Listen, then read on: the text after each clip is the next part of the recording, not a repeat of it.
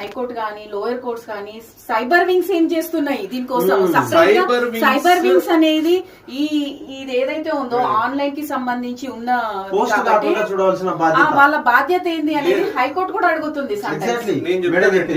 Telangana high court సంబంధించినటువంటి పప్పి గౌడ్ మనకు social మీడియాలో కూడా మనకు చాలా ఫేమస్ పప్పి గౌడ్. ఏదైనా అమ్మాయికి మనము అంటే వల్గర్ గా చూపించడము, ఆమెకున్న రియాలిటీని చూపిస్తే దానికి గాను అబ్బాయిలకు సెక్షన్ ఏదైతే ఉందో పనిషబుల్ అవుతారు అనమాట.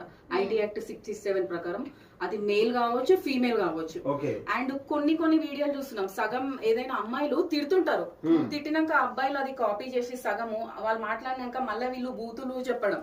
అంటే న్యాయం మీకు నిజంగా న్యాయం కావాలంటే అబ్బాయిలకు న్యాయస్థానాలు ఉన్నాయి. సో మీరు వాళ్ళకు చెప్పాల్సిన అవసరం లేదు, బూతులతో చెప్పాల్సిన అవసరం లేదు. నిజంగా అమ్మాయిని నచ్చకుంటే సేమ్ మహారాష్ట్రలో ఒక అతను అబ్బాయిల మనోభావాలు దెబ్బతిన్నాయని వాళ్ళు ఎంకరేజ్ చేసినప్పుడు పీపుల్ ఏమనుకుంటారు, వాళ్ళే స్వయంగా వచ్చి అన్ని చూపిస్తున్నాక అన్ని చెప్తున్నాక మనకేంటి అని చెప్పేసి వాళ్ళు లైక్లు షేర్స్ కామెంట్స్ చేస్తున్నారు. తప్పైతే తన కామెంట్ చేసినటువంటి అబ్బాయి కూడా తప్పే, కానీ ఇద్దరికి పనిషబుల్. ఎగ్జాక్ట్లీ ఈ లా జెండర్ గురించి యాజ్ ఏ అడ్వకేట్ గా ఏమన్నా అంటే ఇప్పుడు వాళ్ళ విషయం పక్కన పెడితే జెండర్ నేచర్ లా అనేది ఏంటంటే ఎవరైనా అమ్మాయి అని తప్పించుకునేది లేదనమాట చట్టం ముందు.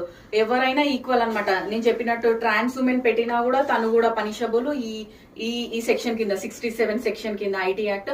And women also and men also punishable అని చెప్తున్నాను. అండ్ మోర్ ఓవర్ ఇప్పుడు